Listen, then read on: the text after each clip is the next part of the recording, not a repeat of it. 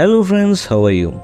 ఒకసారి చాలా ఎక్కువ కష్టాలున్న వ్యక్తి ఈ జీవితం అనవసరం అనుకుని ఆఖరి ప్రయత్నంగా ఒక సాధువు దగ్గరకు వెళ్ళి, స్వామి, నేను నా జీవితంతో విసిగిపోయాను. నేను నా భార్య పిల్లలకి కూడా సంతోషం ఇవ్వలేకపోతున్నాను. అలాగే నాకు నేను ఏమీ చేసుకోలేకపోతున్నాను. అప్పుడప్పుడు నాకు ఈ అర్థం లేని జీవితాన్ని అంతం చేయాలి అని అనిపిస్తుంది.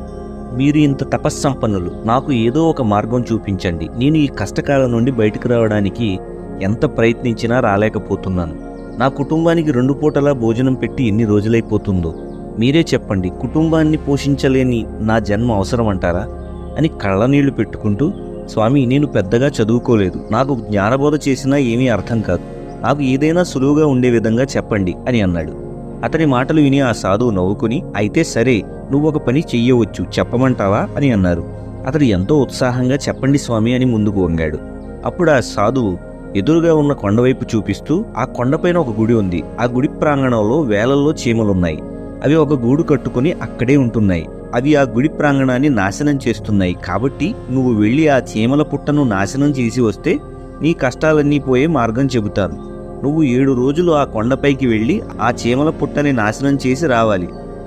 ఒక్క మాట, ఆ సమయంలో ఒక్క చీమ కూడా చనిపోకూడదు అని అన్నారు. అతడు సరేనని అక్కడి నుండి వెళ్ళిపోయాడు. అతడికి మార్గమధ్యంలో, ఏమిటి స్వామి ఇలా చెప్పారు? ఆయన ఒక మహాత్ముడయుండి ఆ చీమలకు అన్యాయం ఎందుకు చేయాలనుకుంటున్నారు? వాటి పుట్టను ఎందుకు నాశనం చేయమన్నారు? ఇది పాపం కదా అని అనుకుని, సరే, స్వామి చేయమన్నారంటే ఏదో ఒక కారణం ఉండే ఉంటుంది, రేపు వెళ్ళి చేసేద్దాం అని అనుకున్నాడు. తరువాత రోజు ఉదయం లేచి అతడు సాధువు చెప్పిన కొండపైకి వెళ్ళాడు. అక్కడ చీమలు చిన్న చిన్న ఆహారపు గింజల్ని మోసుకుంటూ ఒకదాని వెనుక ఒకటి చీమల పుట్టలోకి ఆహారాన్ని తీసుకుని వెళుతున్నాయి. అది చూసిన తర్వాత ఆ వ్యక్తికి కొంచెం బాధగా అనిపించింది. ఇవి ఇంత కష్టపడి ఆహారం సమకూర్చుకుంటుంటే నేను వాటి ఇల్లు కోల్చడం ఎంతవరకు సబబు? వాటికి ఎంత బాధగా అనిపిస్తుంది అని అనుకున్నాడు. మరో నిమిషంలోనే మహాత్ములు ఏదో కారణం లేకుండా చెప్పరు, చేసేద్దాం అని అనుకుని ఆ చీమల పుట్టని కోల్చడం మొదలుపెట్టాడు. అప్పటి వరకు ప్రశాంతంగా ఉన్న చీమలు కంగారుగా వాటి ప్రాణం కాపాడుకోవడానికి తల పక్కకి పరుగులు పెట్టాయి. అన్ని చీమలు వెళ్లిపోయిన తరువాత అతడు ఆ పుట్టని మొత్తాన్ని ధ్వంసం చేసేశాడు. కానీ అతడు ఇంటికి మాత్రం చాలా బాధగా వెళ్ళాడు. అతడి మనసు పశ్చాత్తాపంతో నిండిపోయింది. అతడు అలా చాలాసేపు బాధపడి, తరువాత ఇక రేపు నేను వెళ్ళక్కరలేదు, ఆ చీమల పుట్టని మొత్తం నాశనం చేసేశాను అనుకుని, తరువాత ఎందుకైనా మంచిది, రేపు కూడా వెళ్ళి చూద్దాం అని అనుకుని తర్వాత రోజు కూడా ఆ కొండపైకి వెళ్ళాడు. అతడు వెళ్లేసరికి నిన్న అతడు నాశనం చేసిన చీమల పుట్ట యథాతథంగా తయారైపోయింది. చీమలు మళ్లీ వాటి ఆహారాన్ని సమకూర్చుకుంటున్నాయి. అతడికి అనిపించింది, ఈ చీమలు ఎంత మూర్ఖంగా ప్రవర్తిస్తున్నాయి. నిన్న ఇక్కడ పుట్టని నాశనం చేస్తే మళ్ళీ ఇక్కడే తెల్లవారేసరికి కట్టేశాయి అని అనుకున్నాడు. ఇంతలో సాధువు మాటలు గుర్తు వచ్చి పుట్టని నాశనం చేయడం ప్రారంభించాడు. ఒక వరుసలో వెళుతున్న చీమలు కంగారుగా వాటి ప్రాణం కాపాడుకోవడం కోసం పరుగులు పెట్టాయి. కొంచెం సేపటికి అతడు ఆ చీమల పుట్టని నాశనం చేసి అక్కడ చీమలు లేవు అని నిర్ధారణ చేసుకున్న తర్వాత ఆ చీమల పుట్ట ఉన్న స్థానంలో ఇక చీమలు పుట్ట కట్టకుండా ఉండడం కోసం నీళ్లు పోసేశాడు. ఇంటికి వెళ్ళిన తర్వాత అతడు రాత్రి పడుకునే ముందు, స్వామి ఒక సిద్ధుడై ఉండి ఒక ఇంటిని ఎలా నాశనం చేయిస్తారు? మహాత్ములు చీమకు కూడా హాని చేయరంటారే అని అలానే ఆలోచిస్తూ నిద్రలోకి జారుకున్నాడు. మరుసటి రోజు ఉదయం లేచి మళ్లీ అదే కొండపైకి వెళ్ళాడు, ఎక్కడైతే నిన్న చీమల పుట్టని ధ్వంసం చేశాడు. ఈ రోజు అక్కడ ఒక్క చీమ కూడా లేదు. చీమలన్నీ పారిపోయాయి. కొత్త గూడేమీ కట్టలేదు అని నిర్ధారణ చేసుకున్న తరువాత ఆనందపడ్డాడు. అతడు అనుకున్నాడు, ఇక నేను రోజు రావాల్సిన అవసరం లేదు, తిన్నగా 7వ రోజు స్వామిని కలవడానికి వెళతాను అని అనుకుని వెనక్కు తిరిగాడు. అతడి చూపు పక్కనే ఉన్న చీమల పుట్టపై పడింది. అప్పటి వరకు ఉన్న ఆనందం కాస్త కోపంగా మారింది. నేను ఇంత కష్టపడి ధ్వంసం చేస్తే ఇవి మళ్లీ కట్టేస్తున్నాయి. అందుకే స్వామి నాకు 7 రోజుల సమయం ఇచ్చి ఉంటారు. వీటి గురించి ఆయనకు ముందే తెలుసు అని అనుకుని ఆ చీమల పుట్టని ధ్వంసం చేయడానికి అక్కడికి వెళ్ళాడు. ఆ చీమలు ఎప్పటిలాగే ఒకదాని వెనుక ఒకటి ఆహారాన్ని తీసుకుని వెళుతున్నాయి. అక్కడి వరకు వెళ్ళిన తరువాత వాటి కష్టాన్ని చూసి అతడికి చేతులు రావడం లేదు ఆ చీమల పుట్టని నాశనం చేయడానికి. అతడు కూడా కష్టాల్లోనే ఉన్నాడు కాబట్టి ఆ బాధ అతడికి తెలుసు. అతడికి సాధువు చెప్పిన మాటలు గుర్తుకొచ్చి చీమలకు హాని కలగకుండా ఆ చీమల పుట్టని నాశనం చేయసాగాడు. దానిని నాశనం చేసిన తరువాత మునుపటి కంటే అతడికి బాధగా అనిపించింది. ఎందుకంటే ఆ చీమలు కష్టపడి గూడు కట్టుకుంటుంటే నేను దాన్ని ఇలా నాశనం చేయడం ఎంతవరకు భావ్యం? రాత్రి అతడు పడుకునే ముందు దాని గురించి తలుచుకుని, నేను మరీ రాక్షసుడిలా ప్రవర్తిస్తున్నాను అని బాధపడుతూ నిద్రలోకి జారుకున్నాడు. మరుసటి రోజు ఉదయం మళ్లీ ఆ కొండపైకి వెళ్ళాడు. అక్కడ చూసి ఆశ్చర్యపోయాడు. ఎందుకంటే చీమలు ఈరోజు వేరొక చోట ఇల్లు కట్టుకున్నాయి. అవి మునుపటి కంటే వేగంగా పెద్దగా వాటి ఇంటిని నిర్మించుకున్నాయి. మళ్ళీ అవి వాటి ఆహారాన్ని సమకూర్చుకోవడంలో నిమగ్నమై ఉన్నాయి. అది చూసిన అతడికి కోపం వచ్చింది. వీటి ఇల్లు ఎన్నిసార్లు నాశనం చేసినా ఇవి మళ్ళీ నిర్మించేస్తున్నాయి. చిన్న చీమని నేను ఆపలేకపోతున్నానా ఛీ అని కోపంగా వెళ్ళి వాటి ఇంటిని నాశనం చేయసాగాడు. ఈసారి ఇంటిని నాశనం చేసే క్రమంలో కొన్ని చీమలు అతడి కాళ్ల క్రింద నలిగి చనిపోయాయి. అతడి కోపం శాంతించిన తరువాత అక్కడ చూస్తే అతడికి చాలా బాధ కలిగింది. మట్టి మధ్యలో నలిగిన చీమలతో హృదయ విదారకంగా ఉంది. అది చూశాక అతడు బాధతో ఇంటికి వెళ్ళాడు.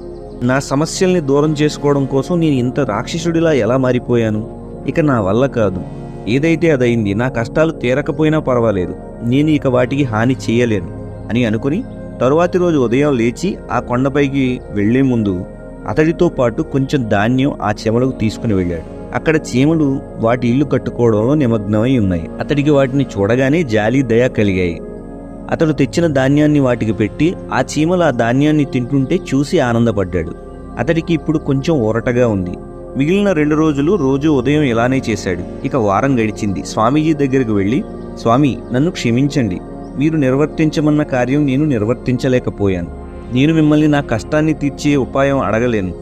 మీకు ఈ విషయం చెప్పాలని వచ్చాను.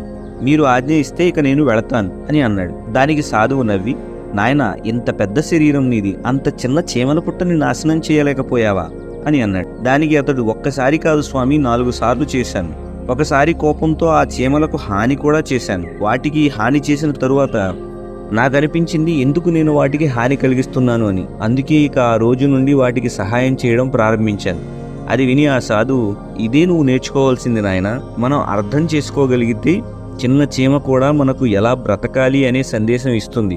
నీకు నేను ఆ చీమల పుట్టని ధ్వంసం చేయడానికి పంపించలేదు. నేను పంపించింది ఆ చీమల నుంచి నువ్వు కొన్ని జీవిత సత్యాలు తెలుసుకుంటావని. నువ్వు ఆ చీమల నుండి ఏం నేర్చుకోవాలో చెబుతాను విను. నువ్వు ఎన్నిసార్లు వాటి పుట్ట నాశనం చేసినా అతడు వచ్చి నాశనం చేస్తాడేమో అని అవి భయంతో కట్టుకోవడం ఆపలేదు. వాటి ప్రయత్నం మానలేదు. ఒకవేళ అవి భయపడి ఉంటే అవి నీకు అక్కడ కనబడేవి కాదు. జీవితం అనేది కష్టసుఖాల కలయిక. మొత్తం జీవితం సుఖం ఉండదు, అలాగే కష్టం ఉండదు. మనిషి అనేవాడు కష్టసుఖాలకు అతీతంగా తన కార్యాచరణ చేసుకుంటూ పోవాలి. ఫలితం దానంతట అదే వస్తుంది. అది తెలియక చాలామంది మొదటి ప్రయత్నంలోనే సఫలం అవ్వలేదని నిరాశ నిస్పృహలకు లోనవుతారు. ఇంకొన్నిసార్లు సఫలం కాకపోతే జీవితాన్ని త్యజించాలి అని అనుకుంటారు. జంతువుల్లో నువ్వు ఎప్పుడైనా ఆత్మహత్య చేసుకోవడం చూసావా? లేదు. అవి ఎంతటి ఆకలితో అలమటించినా ఆత్మహత్య చేసుకోవు. అవి వాటి జీవితంతో సంఘర్షణ చేస్తాయి. కానీ ఇంత తెలివైన మనిషి మాత్రం కొంచెం దుఃఖం రాగానే పరిపరి విధాలుగా ఆలోచించడం మొదలు పెడతాడు. చీమ నుంచి నువ్వు నేర్చుకోవాల్సింది ఎప్పుడూ ఓటమిని అంగీకరించకు. నువ్వు ఎప్పుడైనా కష్ట సమయంలో ఉన్నప్పుడు ఇక నా జీవితం అయిపోయింది, నేను ఇంక ఇందులో నుండి బయటకు రాలేను అని అనుకోవడం అవివేకం. ఈ ఆలోచన నిన్ను కృంగదీస్తుంది, నిన్ను ముందుకు నడవకుండా ఆపేస్తుంది, నీ రేపటి ఆశను చంపేస్తుంది.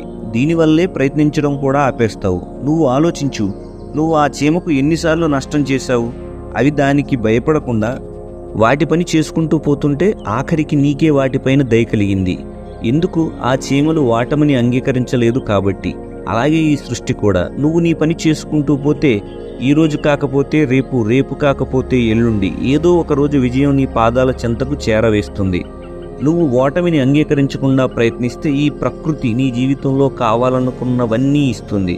Thank you friends, thank you so much. ఈ వీడియో కనుక మీకు నచ్చినట్లయితే లైక్ చేయండి, షేర్ చేయండి, సబ్స్క్రైబ్ చేయండి. Stay tune జీకేబీ world all in one. Thank you friends, thank you so much.